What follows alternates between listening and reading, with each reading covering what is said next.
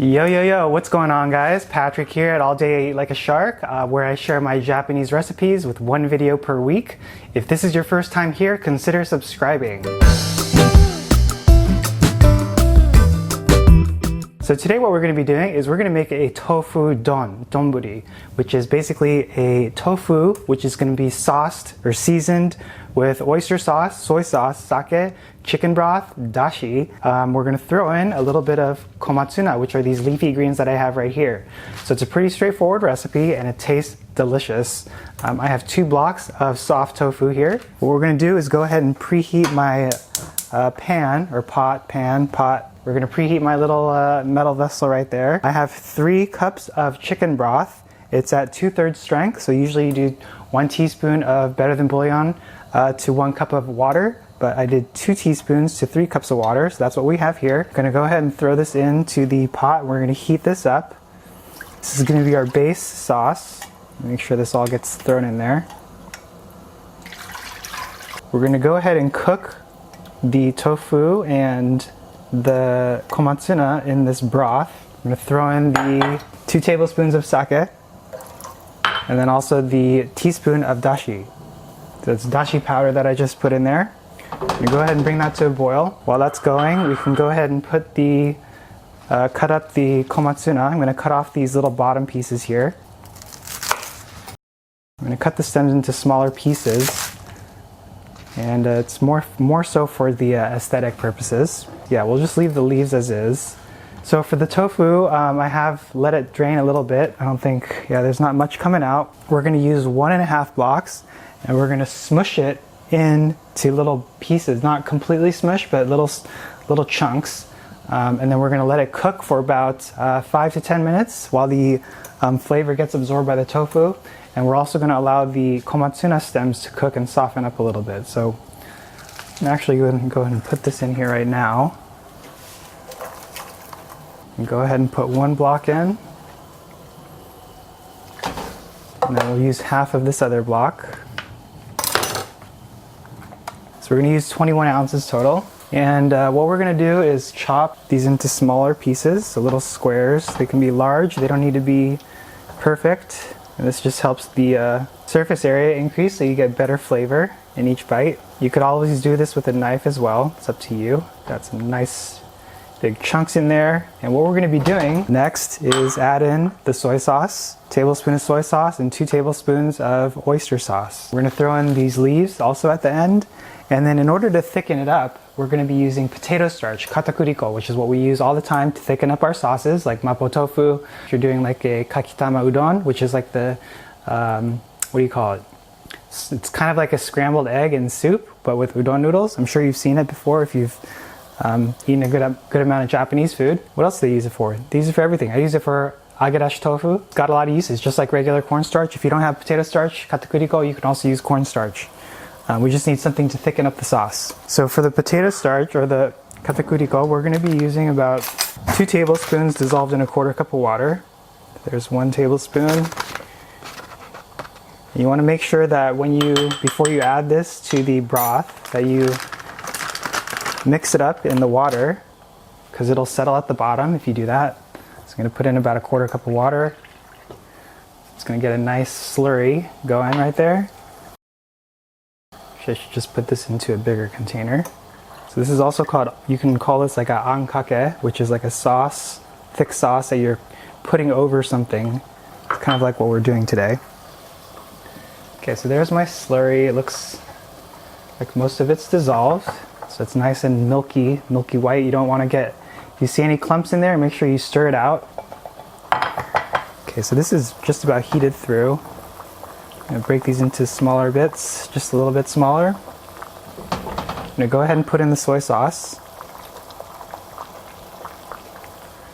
Put in the oyster sauce. And this is actually a Thai brand, so depending on the oyster sauce that you use, flavor might be a little bit different, but should come out pretty good nevertheless.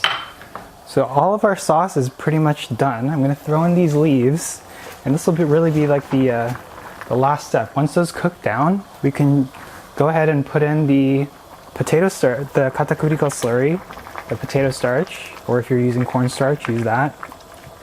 And that'll really thicken up this whole broth. So right now it's kind of soupy, but once we add in the potato starch, it'll be almost like a gravy. So really delicious. If you can't find komatsuna at your market, just use spinach or bok choy, either one. Bok choy might be a little bit more bitter than komatsuna, but it'll work. So if you want to see how this looks, just without the potato starch added in yet, you can see it's very soupy. Some nice chunks of tofu, soft tofu.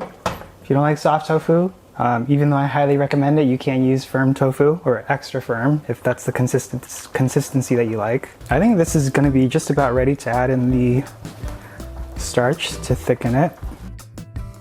So you can see that it already settled at the bottom, so I'm just reconstituting it, making sure that it's suspended in solution.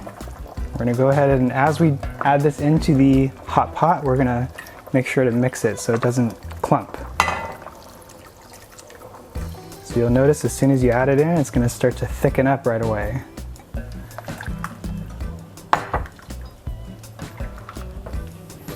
It smells so good.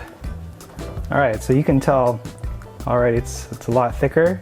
If you want an even thicker consistency, you can definitely add in another tablespoon of potato starch, cornstarch, but this is the consistency that I like it. It's not too runny and it's not too thick. That's the good thing about cooking at home, is you can always adjust things to your liking. Alright, so I'm going to go ahead and turn off the heat. It's ready. Rice is almost done. What we're going to do is serve this with Ryour, which is chili oil. This is the same stuff that I use for gyoza. It's what they serve to, I guess it's either a slight chili flavor or sometimes it has chili flakes in it. It's a little bit spicier. That's what we're going to top this with. Looks like our rice is about done.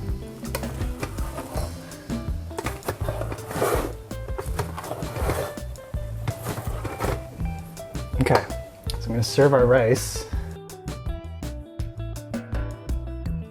I don't have a slotted spoon, so I just use my slotted spatula. This is my fish spatula. And we'll pour on the sauce at the end.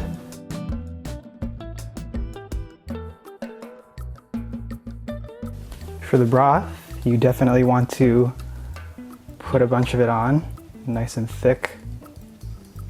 This is what gives everything all the flavor. Ooh, hot. Let's just pour some of that. This bowl is actually really hot, so let me grab this before I show it to you. So here's how the final tofu donburi looks. This is like a Ankake tofu donburi. So the sauce that we made is the an, and then it has komatsuna, and then the sauce, when it gets to garnish it, what we can do is put in some Ryour. That'll give it a little bit of color. You can see it's bright orange. Alright, so let me know what you guys think. If you have any questions or comments. Have you guys made any tofu donburis before? You know, one of the other ones that I shared a few weeks ago was the tofu kabayaki, which is fake unagi eel. If you haven't had a chance to check that out, make sure you do.